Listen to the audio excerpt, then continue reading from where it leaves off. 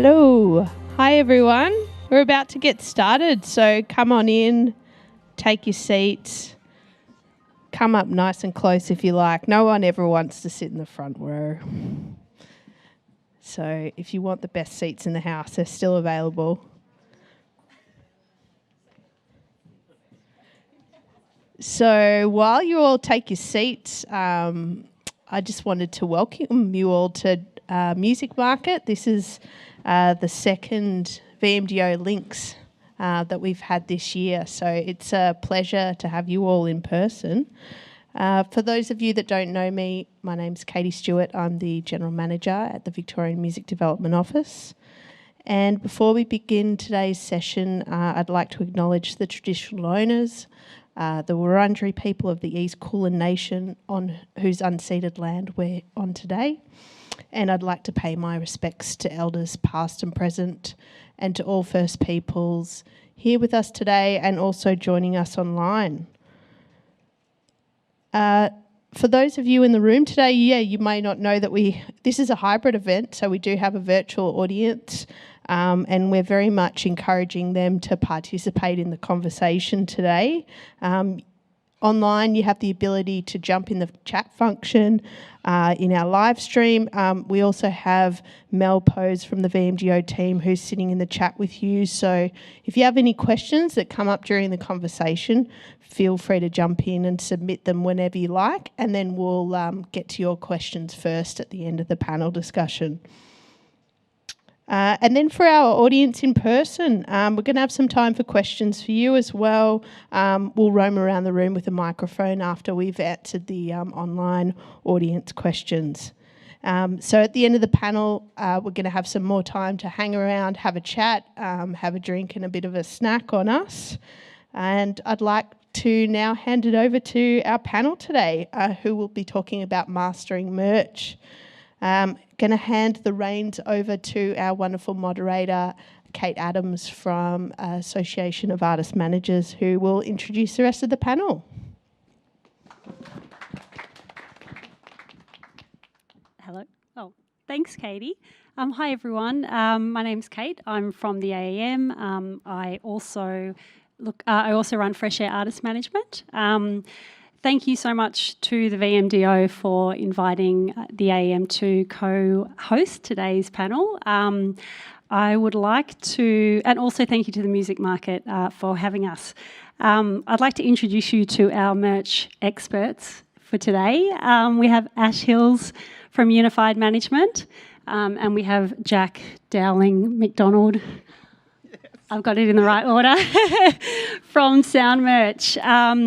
Both Ash and Jack come to today's conversations from different perspectives, which I think is going to make for a really interesting conversation. And I'm going to pass over to you guys to introduce yourself, tell us what you do, and if you maybe tell us if you've got a favourite piece of merch or perhaps the first piece of merch that you ever bought. Do you want to start, Ash? I'm staring at you. Hi, everybody. As Kate mentioned, I'm Ash. I'm from Unified Music Group. I'm a senior artist manager. I manage Client Liaison, Team Jesus and the Gene Teasers, Stelly and Harvey M, which is Harvey from Client Liaison's solo project. At Unified, we have 4 parts of our business, so artist management, recorded music, events and touring, and merchandise. So we own and run a printing and distribution house called Super Special, called Super Special out in Brooklyn. So we print and sell merchandise for a lot of artists and sell it across the country. My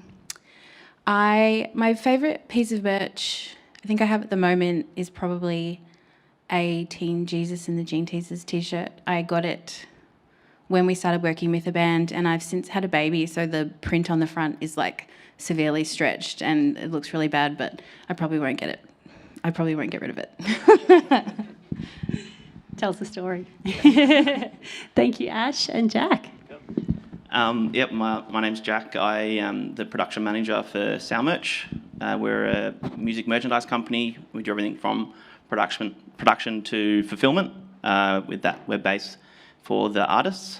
We also have a record store now called Real Life Records, where we're looking to get people in for in-stores and to sort of open up the music world again and sort of get everyone back and smiling.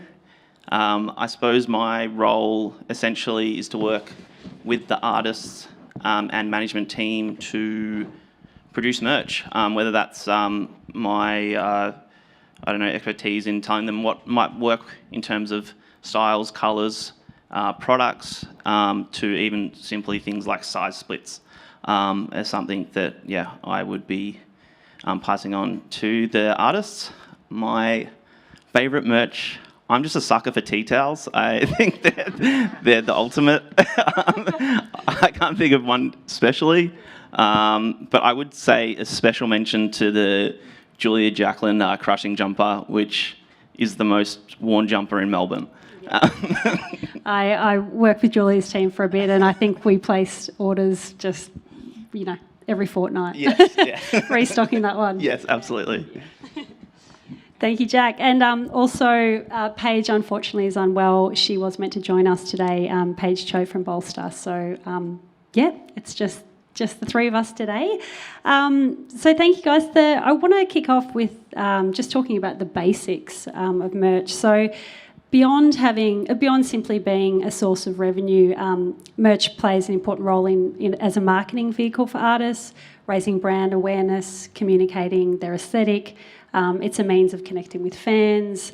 Ash, can you talk about the importance of merch in some of your artists' careers and how the market has changed in recent years, particularly during COVID? It's a hugely important part of any artist's, I think, career. I would touch on the artists that I work with personally, but across our roster we work with a lot of heavier artists. So we manage the Aberdeen Affliction, and merchandise is a huge revenue stream for them. Very, close to one of the top revenue streams, which when you look across the board of artists, it's generally live. Sometimes merch and recorded music are on the same level. For them, merchandise is very close to their biggest revenue stream. They sell out every time they release a new item. And when they're on tour, they're constantly having to restock items on the road because they just sell out of everything. So I think that can show you when you build a really dedicated audience for your merchandise, they will continue to come back. And their designs they're always great, but they're, black T-shirts with a white design. It's just something that people come to recognise, and they'll constantly come back for it. So it's, in terms of my artists, it's a great tool when it comes to, I guess, just reaching new audiences. Client Liaison developed a clothing line called CLDL, which was separate to merchandise. It was a bit more, I guess, higher quality than some merchandise options, and they showed that on the Sydney runway at Sydney Fashion Week, and have kind of added to that over the years, which has just developed a whole new audience for them and kind of pushed them into the fashion world alongside music, which the two they just coincide. So it just makes a lot of sense for them. It's just very important across the board for our artists. And I guess to touch on the last couple of years, I think through our merchandise company, we saw a huge uptake of sales from March 2020 through to the rest of that year and 2021, purely because artists, as we all know, weren't able to play on stage, and the fans really wanted a way to kind of continue to show their support for artists, and we definitely saw that in merch sales across the board for pretty much every artist that we work with. Yeah, that's great. Yeah, thank goodness for merch over the last couple of years. So from a production perspective, and this is a big question, but in terms of the basics, I mean, what should artists and managers be aiming for in terms of best practices, pricing, profit margins? Are there any kind of basic rules, or is it very much around identifying your audience and what they want? Yeah, where would you begin if someone's starting out? Yeah, I think Ash kind of touched on it before. It's kind of, I suppose, like knowing your market to start with is always the best start. It's sort of, if you have to sort of keep it simple and create more of a brand around your merchandise and not just sort of be like really kind of just grabbing from everywhere. I think it's always best to sort of start very simple, whether that's, just a lot of sort of young up-and-coming artists would come to me with, a list of 10 items they want to do and all these fancy things they saw at, the Lady Gaga show, and it's like, well, we don't quite have Lady Gaga money yet. Let's start with a T-shirt and with a black T-shirt with a white print on it, and go from there. And you just got it's just about from there, sort of seeing what works and what doesn't. And again, it comes to like what size T-shirts sell and what don't from there, and what designs do the fans sort of resonate with from that. And from there, you probably look in terms of like pricing and things like that. You just match everyone else to a point, I'd say. Yep. Best take into account that a lot of the venues will take percentage on merch sales. So you obviously would probably be looking to at least go 75% on production costs at least. So you can at least get some money back from that to start with. But I wouldn't necessarily, plan your first run of 50 T-shirts to be hugely profitable, maybe, just to start fresh. That gives you the bankroll to then do 2 runs of T-shirts and sort of go from there. Yeah. So try and build and identify your audience to start with. So. And then, Yeah. Yeah, and do you find there's a need to have merch at different price points or limited edition merch? Like when you're particularly, I guess, having different price points and different levels, does that help open the market? Or is that a consideration, or limited edition? Is that something that you're working with when you're working with an artist, or again, is it quite custom to whoever you're working with? I think it changes across the board. At the moment, a big consideration for myself and a lot of our artists is sustainability around merchandise. So that means, printing on organic cotton where possible, and just making sure that we're using the best quality T-shirts or blanks that we can, and also not printing too much. So that often changes the margins. When you're printing smaller amounts, it means the margins are a lot lower. Lower. I don't know. So I think in that instance, there's, a little bit less money to be made, but over time, it's better for the environment and everybody if we're not printing thousands of T-shirts to keep the margins really low. And, at the end of the day, if you've got stock you can't sell, it's sitting in a warehouse costing you money to be stored there. It's a waste of money, and you don't necessarily want to, I don't know, this is probably a funny take, but you don't probably want to donate all of it to Savers as an example, because you don't want 50 client liaison T-shirts on a rack in Savers. It just doesn't look good for the brand. So, yeah, I think sustainability is a big factor when it comes to cost at the moment for us. Yeah. And so looking right at the beginning of an artist's career, when is the right time for a band to begin looking at merch? Again, I think it's going to be a case-to-case situation, but, in both of your experience, is it wise to get out there as soon as possible and start trying to identify if there's a market for it? Do you take...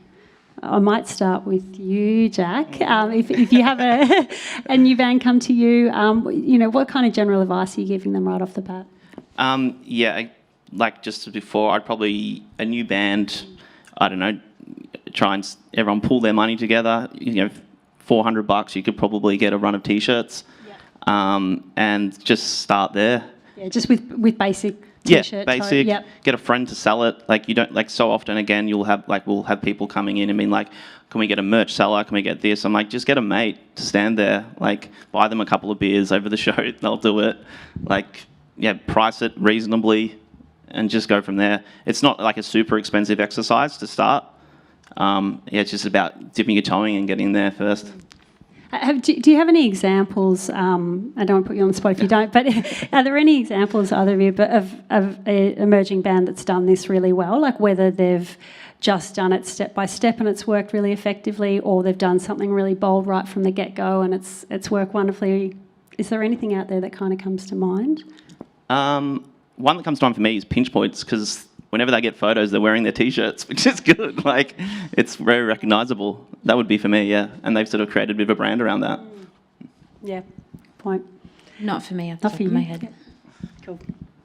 And I think, Ash, I'd love to ask you, can you talk a bit about the role of merch in charting, and if bundles, exclusive merchandise, pre-sales, how you're using that to drive sales, if you are? Yes, we definitely are. I think probably every artist who's aiming to get ARIA accreditation, is aiming to get bundles online. I think it just really depends on. I think you have to be really smart with what those items are, and what the price points are, and how you're going to bundle them all together, because a lot of the times you're tying in vinyl or a CD and then also attaching a digital sale to that, and it ends up being quite pricey for the fans. So you need to know that the fans are going to want to pay that price point for what you're giving them, and essentially that they're getting their money's worth. And I think it's important to keep it interesting as well. As an example, on the last CL album we released last year, we did like a vinyl, a jumper, and either a candle or some incense that the guys had designed specifically for the album and chosen the scent and everything around them. So there was a point of difference there. But I think it's how people are getting from a top 10 album to a top 5 album these days, or number 1, just by having those really key exclusive items that people want to buy and are racing to buy. Yeah. And you answered this before, and I think it's pretty obvious from everything we've talked about so far, but how important is it to nurture merch as an income stream these days? I mean, it's across, it's involved in touring, it's e-commerce, it's charting, it's kind of everywhere. Are there any particular ways that you're approaching it, or are you able to talk to that? Is there a percentage of revenue that you're kind of seeing it, if you've got those numbers? Not in front of me, but I think merch for emerging artists who are going on the road to support bigger bands, it can be the point of a break-even tour or a money-making tour or a loss-making tour, having those key merch items at every single show that you can sell, and making sure that you as the artist, as soon as you come off stage, walking across to that merch stand and standing there and selling your merch and having that face-to-face time with your fans. We've seen it make tours go from essentially break-even to making money, which we didn't expect to. So yeah, it's definitely something that you need to focus on. It is quite, I don't know if you agree, but Jack, it's quite kind of, can be specific on genres though. It's not every single genre has a merch buying audience. Yeah, absolutely, yeah. There's definitely some, I don't know, it probably sounds silly, but like a strong merch band, there's a non-strong merch band, I suppose. But yeah, some of it's, as you said, Ash, it's as much as the artist puts in that they're going to get out for this sort of stuff, whether it's going and signing all the records after the show, and the sales will just skyrocket. But yeah, it's by judging by how much pressure we get from management now for tours, it must be pretty important. So yeah, but yeah, no, it's definitely become a definite positive revenue stream for artists moving forward. And that's where like a company like Sound Merch has become more and more important, because we solely look after that. And so a manager can sort of handball everything to us, all the stress, all the freight, everything like that. As you can see, I'm only 20 years old. It is very stressful. Merch logistics is one of my least favourite jobs. Yeah, I actually have nothing to do with that, thank God. That would be Big shout out to Jenny, who is a wonderful logistics manager. She's working, Yeah, so she's she couldn't be actually, here. Yeah. So it's as far as a merch ban goes, what you've described is there's a little bit of genre stuff as well, but almost if you put enough into it, Yeah. you can really make something of it. For sure. Yeah. There's like there's think of like specific bands like June Rats who work very closely with an artist, Lee McConnell, who's got people are obviously fans of June Rats and fans of Lee, and things like that. They just go crazy for it. Yeah. And sort of ties in together. Yeah, and creating that visual identity, it's almost like exactly a uniform, for lack of a better word. Exactly. Yeah, totally. And so, I mean, fans make an emotional and a physical connection when they're buying merch at a show.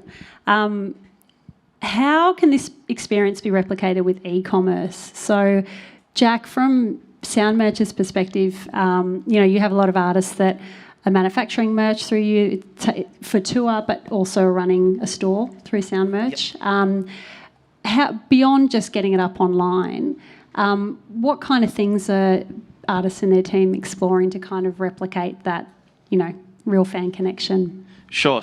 Not exactly my wheelhouse in that sort of thing. That's all good. That's fine. But we have a amazing marketing manager in Simone at Sound Merch who she works closely with the bands in terms of creating content, things like mail outs, and sort of all that sort of classic sales sort of stuff. Usually the best thing they can do is get the band or the artist to take a photo with it. It's simple, but that's always the thing that works. Same with any pre-order for vinyl. As soon as you get the physical vinyl in the artist's hand and they photo it, the sales just go through the roof. Well, I always hear it from labels that's the piece that you should the money have, shot. and you can say for sure that's the thing. That's it. The case. And any fans of the Sound Merch Instagram, you might recognise these hands. I do a fair bit of hand modelling, but they never take a picture of my face, so just the hands. Oh, and Ash, are you or any of your artists exploring any interesting ways with e-commerce to kind of go beyond just having the store on, running, people being able to buy it online? Is there anything interesting there that you're exploring? I guess recently we did a warehouse sale, like a physical warehouse sale, which obviously isn't e-commerce, but it was taking things off the store and kind of after 2 years of not having face-to-face time with fans, we set up a warehouse over in Fitzroy and had Monty and Harvey DJing for Saturday and Sunday, and people were coming in and buying stock and, hanging out, getting photos with the guys. I think that's almost as important at the moment as well as online, just having that kind of face-to-face contact with fans that's been really important for us. So almost like creating an event in the same way that a show is an event and then you're at the merch desk, it's just other spaces. Yeah, it was kind of, people were lining up to get in on a Saturday morning. We kind of modelled it off the warehouse sales that the designer brands do around Melbourne. That was what we used as an example. Awesome. And Jack, Sound Merch has obviously just opened a physical store as well. How is that? What have you seen since that's happened? It's kind of still in its infancy, I suppose, because our hands have been tied a bit on that. But for instance, over the weekend we did a pop-up store for the new Wet Leg release, which went really well. We're just sort of still trying to learn how to use the space specifically, but with the idea is to sort of just get as many, things like the Client Liaison release, getting the artist down there. Whether that's we've got a space for in-stores so they can play some songs, they can just have a party and DJ with some friends, just to get some excitement. We're trying to use it mainly around sort of release week time with artists. I think it sort of just ties in perfectly for them. But we're sort of open to anything really. We just sort of want to make that a space for anyone from Tame Impala to the next person that no one knows yet. To be able to use create more sales for them. Yeah. Sounds awesome. And integrated checkouts are now available through YouTube, Spotify, Instagram. Ash, how are you? Is this an area that you're focused on? How are you? And if so, how is this translating into sales? It's an area that our label focuses on and that our merch team focus on. It's not something that I necessarily put a lot of thought into, purely because we have teams that look after that for us. But I mean, it's obviously great for a fan to be able to watch a YouTube video and then literally at the bottom of their eye line is, a T-shirt that they can buy, and the plugins with Spotify and everything else as well. It's, any chance you can to upsell is always fantastic in my eyes. Yep. And Jack, are you? Is this an area that you're seeing that Sound Merch are working with artists? Does this tie into like sales through Spotify, for example? Is that coming through you? Are you identifying any growth in sales through these things, or is it not so much? Yeah, absolutely. So we tie in with Spotify and Merch Bar in the States as well. Yep. So we tend to get a lot of vinyl sales through those a lot of the time. It's also good in terms of, especially I think with the Spotify stuff, just to sort of hero 3 new products. It's kind of just free advertising, really. But I think just sort of the more sort of platforms you can put this stuff on, the better. But definitely Merch Bar has been very successful for a lot of our artists over the last 12 months. Yep. And at artists of all levels, it's just get it up there. Yeah. So as soon as you're in the Sound Merch system, you're in the Merch Bar system. Yeah. Cool. Digital merchandise and NFTs. So Ash, I'm going to ask you about this one.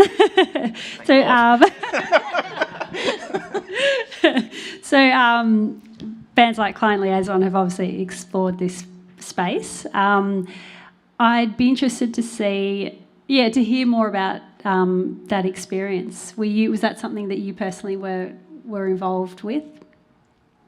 Yes. Full transparency, though, it was something that was decided upon while I was on maternity leave, and it was the first thing I had to do when I came back from maternity leave. And to be honest, I'd had 4 months of not living in the internet, so I was like, what?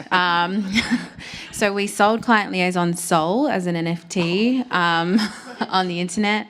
The album was called Divine Intervention. It was around spirituality, and essentially the guys were pseudo cult leaders, and as part of the album campaign and as a part of a bundle in the lead up to the album release, we sold a percentage of their soul as an NFT. So you could go into the auction to buy a percentage of their soul, and you also received a digital pre-order of the album. And if you won the auction, you also won a limo ride with the guys, and they will take you out for dinner in Melbourne.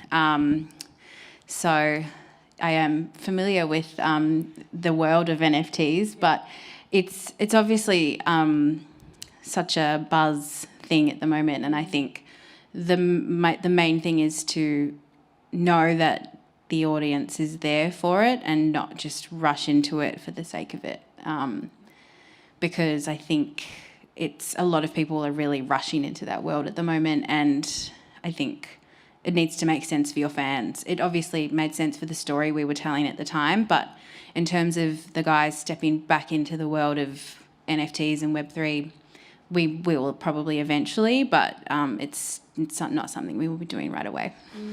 Were audiences, were they already kind of educated about what was going on, how to go, what that world, or was it a whole new, how much education was involved in that, in selling that merch?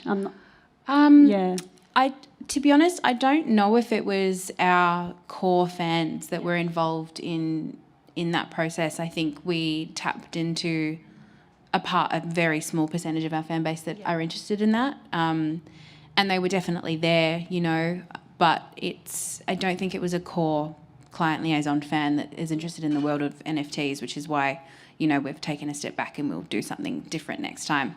But I think it's not something that I think the wider industry is fully across yet. So I wouldn't say that the knowledge is fully there to kind of for everybody to be doing it. Yep. Yeah, it's also not something that I am like fully across myself, as you can probably tell. So Yeah, me too. I couldn't even articulate my question, so I'm glad you did it for me. Yeah, it's definitely new territory. Out of curiosity, have many people in this room purchased NFTs? You've sold an NFT. Okay. Oh, that's a whole nother conversation. Cool. Yeah, fascinating. Back to something that people are more familiar with, I think, is capitalising on big opportunities like Oz Music T-shirt Day or Bandcamp Friday. I'd love to talk about this and how an artist and their team can make the most of this kind of opportunity. So, Jack, from a practical perspective, when should artists and their teams be thinking about getting things organised in terms of design, manufacturing, starting to advertise? Have you got any tips around these big events? Yeah, like right now would be perfect for me, please. For next year? Or? Yeah, no, the earlier the better. It's music merchandise Christmas is Oz Music Tea Day. So there's also production just becomes mental. So obviously the idea is to have someone in your T-shirt on the day. So you also have to take into account there's 100 other bands that also trying to get their T-shirts printed at the same time. So the earlier the better in terms of production. Again, in terms of getting it, getting out there for sales, we specifically do an Oz Music Tea page on our website and hero obviously all the Aussie acts. And then again, it's just for you to smash your socials. There's been a couple of, everyone does a weird video every now and then. I'm sure Client Liaison do something crazy every year. But yeah, I think it's the earlier the better you can get it into people's hands would be my, the advice I'd give for those sort of things. And yeah, use Bandcamp Friday again as an opportunity to sort of even try and get rid of some stock that you've sort of been sitting on, whether it's just selling it at cost or something like that, just getting it out the door instead of going to landfill or something like that. Yeah. And Ash, how are you approaching these kind of big days? We just, I guess, have a calendar of key events that we're across as a company, and we make sure that everybody is across those key dates and give as much notice as possible because, yeah, like Jack said, the last thing you want is to be like, oh shit, it's Oz Music T-shirt Day next week, can I get a T-shirt? And most likely you're going to be told no because you've left it too late to get it printed. So I think just having those key dates front of mind when planning out the year is, it's really important, and just making sure you have enough lead time to make sure someone can actually be wearing your T-shirt on the day. And have either of you got any case studies of bands that are really utilising these days successfully, like repeatedly, or have had, just did something really clever one year and it really, really brought results? Nothing like specifically comes to mind, but I think of a band like the June Rats. They're always very sort of on top of this sort of stuff, and maybe not specifically making a T-shirt for the day, but making sure that their fans know about the day. I think that's a kind of a good angle to go with. I tend to err on the side of no when people say, should we make a special T-shirt for it? I think it's I feel like the whole day is about just the regular T-shirt. It's not the special one maybe. And again, it gives you an opportunity to sort of clear your racks a bit as well. And you start fresh with some new ideas next year. Yeah, that's a really good advice, because I think a lot of people, I know I've been in a position where I'm like, oh God, I've got to get this new design sorted, and it's like, well, I've got this other stuff sitting there. maybe that's a better use of the day. Could be me being lazy too, I don't know. Yeah, Jack's not wanting to take on any more work, so. Does anyone have the time? I don't actually know where we're at. Oh, perfect. Right on time. Katie or Mel, did we have any questions come through? We might open it up to a Q&A. Yes, we do. I'm going to hand it over to... Okay, I'll read it out. We've got a question from Donna. Wanted to... Actually, maybe I'll direct this to you, Ash, to elaborate a bit more about ARIA accreditation and what that has to do with selling merch. So I need to make sure I get this right. When you release an album, each unit is essentially is used for ARIA accreditation. Each unit pushes you up the chart. The amount of units you sell, the higher up the chart you are. So when you announce an album for pre-order, you announce the album so people can go and purchase it through iTunes or that kind of thing, or they can pre-order a vinyl, and each one of those is classed as a unit. You can then bundle a T-shirt which you can attach a digital pre-order to. That is also classed as a unit. You can do the same with a pair of socks or a hoodie. Each unit that you sell counts towards the ARIA charts, basically. I think I've got that right. I mean, you'd probably notice when huge artists like Taylor Swift, as an example, whenever she releases an album, she also releases a huge merch range alongside that. Every single piece of merchandise on that website is also classed as a sale, so that is also helping push her up the charts. You can do the same with tickets for a tour as well, if you're announcing it at the same time. I hope that answers that question. It's all very confusing, like the world of NFTs. That was very quick. Follow up on that specific question. So does the specific feature... Just get the microphone, because otherwise our online audience can't hear you. Oh. I got you. Okay. Follow up to that specific point. Does each piece of merch have to be tagged with a download code or something that is an access to the copy? So like if I buy a sock and a hat from Taylor Swift, I have 2 copies of whatever that is. Is that what's happening? Okay. Yeah. You'll notice that in the fine print or with the item, it has a plus digital download pretty much on every item that you purchase. Awesome. Yeah. Sorry, going back to our questions at the back of the room now. Trying to fill some dead air. Okay, we've got a question from Figures. We were talking about favourite merchandise items at the top of the discussion, but he wanted to know what are some of the weirdest, most unique types of merchandise that you've seen. Jack, you were talking about the tea towels. Ash, you were talking about the candles. They're not weird. Anything weird? Well, that's not that weird, is it? Super weird. What's the weirdest? There's some really weird stuff that people have come to me with that I won't repeat, that we never did. The weirdest thing... Flight Facilities did this cool little USB that was a plane. I don't know, that's kind of weird. Dope Lemon does blow up lemons. Yeah, it does. Yeah, heaps of... I can't think off the top of my head the weirdest. There's so much. I've got a warehouse full of it. I don't know if I made this up, but I think I saw Sharon Van Etten might have done tissues, which I thought that was a nice little... Not weird, but I thought that was a nice little... Yeah. If I haven't made that up. Actually, I think we were going to do G-strings for Jani's new release as well. So, yeah. Client Liaison did passport holders, which I'm sure you're familiar with. Yeah. And they also did stress balls, which were the shape of a laptop. They also did pins for each of their faces as a pin you could wear.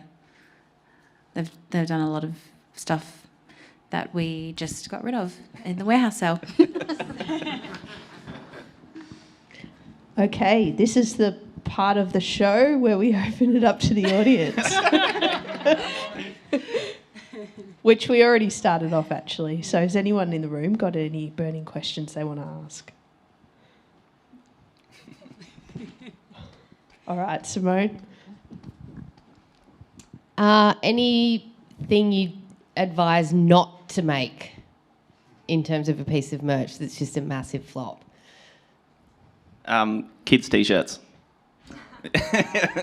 It's a great idea, and they can work, but we always get stuck with kids' t-shirts because I don't know, it'd be an experience. Straight to salvos. I've had the opposite with Yeah, that. We've right. sold a lot of kids' t-shirts. Okay, there you go. Is it unique to the band though? Are you identifying an audience there before? Is that what's making the difference? I guess maybe our fans were they were of the age of starting to have kids, so maybe that's kind of where that started to come from. Because I know, like I could be wrong, but at Golden Plains and Meredith, they would always sell the kids' onesies and rompers, and I feel like they always sold out really fast, but could be wrong. I'm not sure. I've got another online question. Caitlin's asking, is there such thing as having too much merch? Same designs on different colour schemes, etc. Would it be better to do one item really well, e.g. Julia Jacqueline's crushing jumper? Yes, you can definitely have too much merchandise. I think, like the example of the crushing jumper, I don't know, did you ever try it in another colourway and did it sell? No, we did it like with t-shirts, but yeah, it certainly didn't sell as strongly as the jumper. But I think Julia's a great example of keeping it simple. Yeah. Because I know we have the phone t-shirt with the old client liaison logo, and that's always been a really steady seller for us. But as soon as we tried to change it up one year for Oz Music T-shirt Day, and we changed the colour of the logo and the colour of the T-shirt, and they didn't sell. So, yeah. Yeah, I think that also, in terms of bundles, again, you can have too much, options there. Keep it simple with that. And yeah, definitely too much merch is a bad thing. Got another question in the room. Hi guys. I'm more speaking from the perspective of doing merch for festivals, not so much like touring bands. We've been trying to expand and be a bit more creative with our merch collection, and we've been getting to this intersection of creating merch that is really usable. Say you're in a camping site and maybe having lighters or cups or whatever in case someone loses their one cup that they bought for 4 days or whatever. Yep. But then there's also this battle with having items that are more boutique and collectible, and I'm in the middle of this sort of war. You want to have good profits, but you also want to create these items that maybe only a few people have, and then people really want them the next year, and there's that scarcity, because I feel like sometimes that does drive the want for an item when you didn't get it last year. So I guess my question is, particularly with festival merch, what do you think, I don't know, what's a smart move to make there? Do you kind of sit in the middle of these things, or do you really push for those items that people actually need when they're out in the middle of nowhere for 4 days or whatever? Yeah, I'd say definitely. There's definitely a market for that. I think specifically with festivals, it's always paramount to have a jumper because everyone forgets to pack a jumper. But yeah, something like drink bottles are a good option there because again, it will be very usable. Whether it's for putting the weird yellow drink that you're drinking all night in it, something like that. And it's we've done in recent festivals, obviously face masks and stuff like that seem to go well, but no one wants to keep those. But yeah, there's definitely a lot of room for that. Stubby holders, obviously, that's a no-brainer. And yeah, I'd say mainly things about keeping warm are usually pretty good there. And yeah, through key things like a drink bottle, stubby holder, a cup of some sort could work. But again, ideally don't want to get too much of that sort of knick-knacky stuff either. We did a pack at Unify Festival, which was a pair of slides, a cup, and a stubby holder, and then something else in a bag, and a long sleeve that had a reflective print on it. And they sold pretty well, but I think, the jumper is the key thing you always want to have at a festival. I think with the knickknacks as well, they are really hard to store if you don't sell a lot of them, so you can't fold them flat like a T-shirt. So you just end up with boxes of stuff that you can't move eventually. So it's better to just go smaller and like you said, make it exclusive so it sells out really quickly. Maybe don't put the dates on as well, some things, because you can sell it again the next year. The issue I've had is like you need to lock in the merch early, and then the lineup changes, and it's like got a lineup that's incorrect. But you know, like what can you do? You have to have your merch sorted. And, like, Yeah. it's always going to change. Yeah, that. Makes me so like she wasn't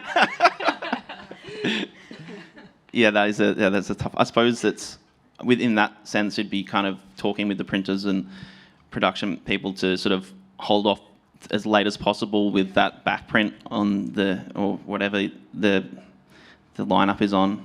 Ideally, yeah. I think it's to be expected at the moment, though. Yeah, exactly. Recently, there was a festival that had their festival T-shirt with last year's date on it. So, you know, I think fans are kind of expecting it. Maybe they'll become collector's items. So, yeah, the festival didn't happen. Got another, couple others. Here we go. Hi. Just from the perspective of like starting out really simple, like maybe say T-shirts, would you recommend trying to do that yourself? Like I know you can do screen printing and stuff at home as a cheap way to get your foot in the door if you haven't done merch before, or would you recommend going to like a place that does merch for you and paying them to do it? I'd say cost-wise, it's probably cheaper to not do it yourself. And like, I'm not sure what your skills are as a screen printer, but like usually the results would be better going to a professional. And as I broached on before, that it's not that expensive to get like the initial sort of small run of simple designs done. But in saying that, we do work with bands like Haiku Hands who love the DIY stuff where they do stuff like maybe tie-dye the T-shirts themselves and then give them to us and then we print them. Things like that is a good option to sort of make it sort of put your spin on it a bit. But I certainly wouldn't persuade anyone to not do it themselves. I think it's a great idea. It'd be a time, a very long exercise and very messy and could turn out to be quite expensive, but it's also pretty fun and it's a cool thing to do. So that I haven't answered your question at all.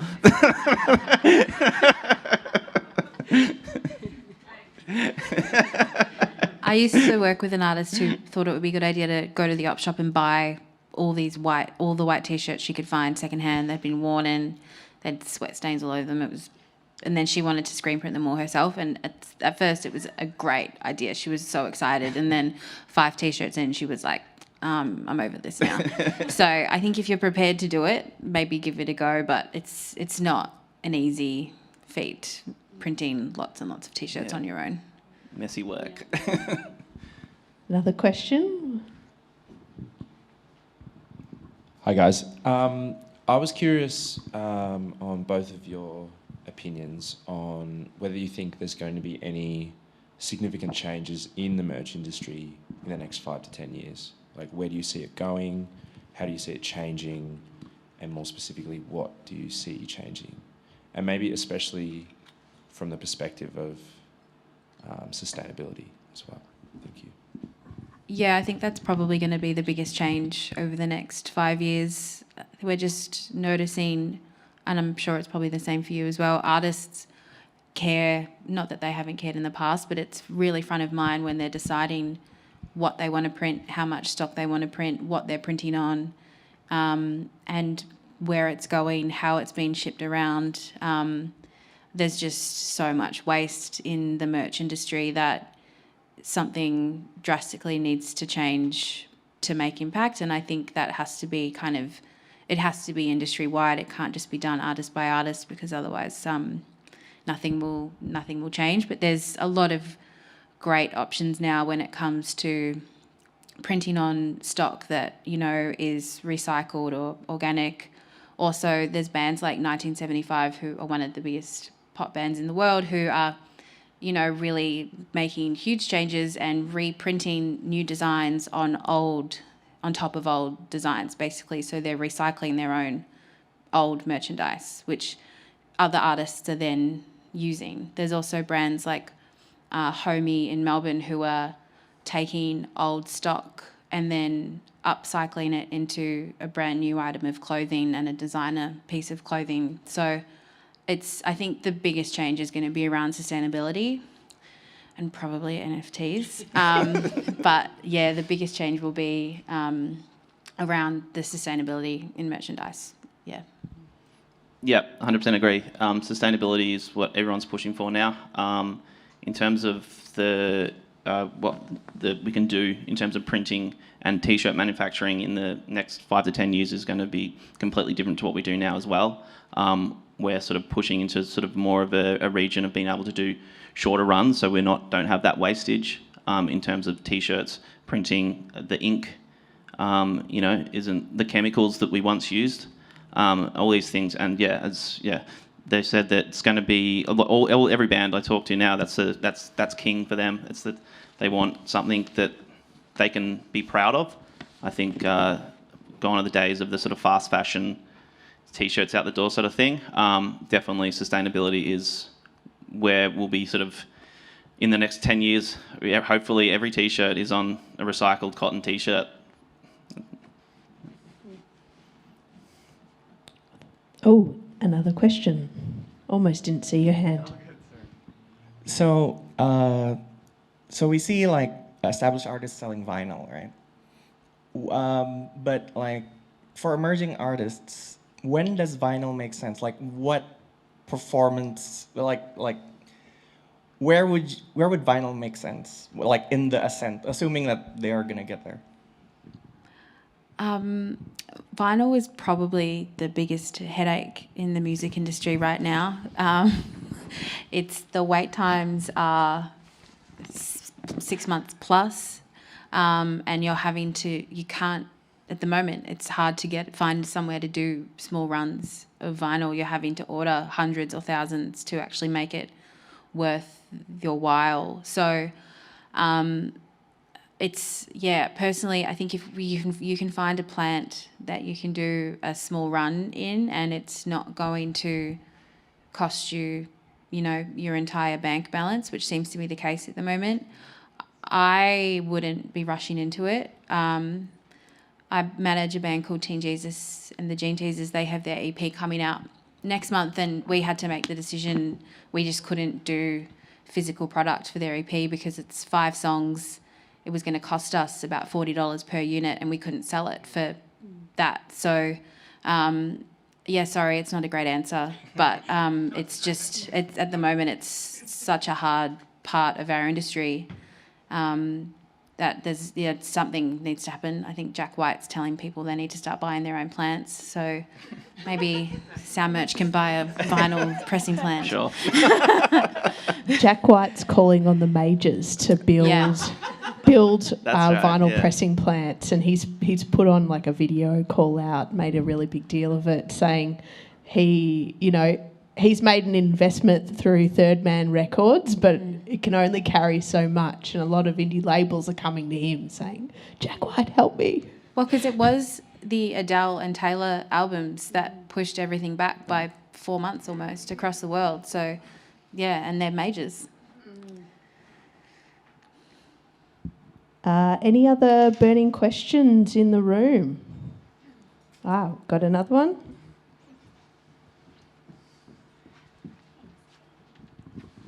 Hi guys. Just a question, I guess, more for people who are just starting out and they're wanting to venture into the merch world. What bases should everyone make sure they have covered in terms of, everyone wants to throw together a T-shirt or whatever, but like for agreements with their photographer or, as a band, making sure you've got all of your digital files in line and full ownership of them. Have you come across anything where someone's printed something and then someone wants to try and claim copyright to that, or not so much? We printed a T-shirt last Music T-shirt Day, and it was a very similar logo that looked very similar when we received a cease and desist order because the guys were photographed in the Herald Sun wearing the T-shirt. So you do need to be very careful with that stuff. But I think when it comes to, photographers, artists who are designing your album covers and EP covers, you need to make sure that you have the merchandise rights covered within those agreements. And I don't think a lot of people think of that when they're starting out. We commissioned a piece of artwork for our album cover, and for us to be able to get the merchandise rights, it cost a lot of money to be able to use pieces of that artwork on our merchandise. So it's very important, especially if, you know, you're a young emerging artist and you use a friend's photograph or something, and for somehow that piece of merch takes off, or you as a band take off, all of a sudden you're making hundreds of thousands of dollars from that piece. That person can come after you for money down the track. So I think it's just important to have those agreements in place when you're signing off artwork. And that's not just like emerging artists. Like Vampire Weekend got into trouble with contract because of that photo. Do you know what the photo is? No. Yeah, it was just a photo of like a bottle. No, this is just like it's not just emerging artists. Like major artists run into this too. Like Vampire Weekend's contract is like a photograph of like a really pretty blonde lady. Yeah, the photographer like tried to claim it like afterwards. So like you have to make sure that when you're doing when commissioning art, does this include the commercial rights? Is the question you have to ask them. Yeah. Can I, Ash, on that note, are you finding that the terms around this and the fees are quite standard, or is it really varying from artist to artist when you're negotiating these terms? I think it varies from artist to artist. The artist that I mentioned for us specifically had management in place, so they obviously have pretty strict terms that they adhere to. Whereas if you're working with an emerging artist, it might be something that they're not familiar with. So I'm sure like Media Arts or a local lawyer would be able to help you just draft a really quick kind of release for those items. Yeah.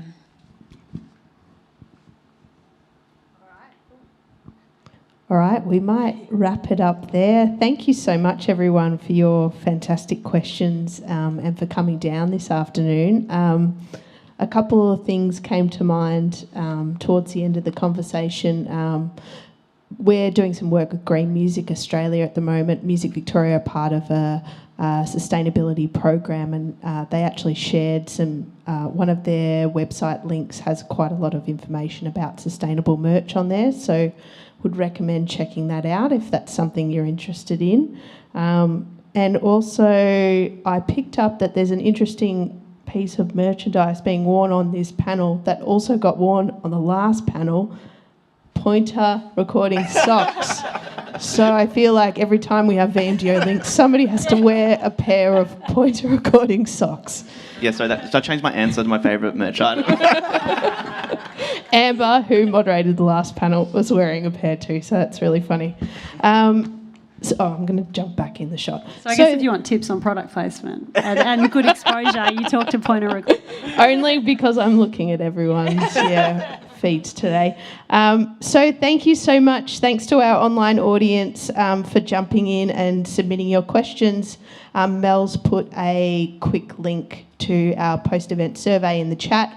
We would love your feedback. We want to know how you're finding it online. We want to know if you want to come join us in person, if you'd like to come out to Music Market in Collingwood. We'll be back again next month, so stay tuned for the next announcement very soon. And to our in-person audience, please feel free to stick around, have a drink, have a little bite to eat on us, and we'll see you at the next event. Thank you. And thank you to our wonderful panel for sharing their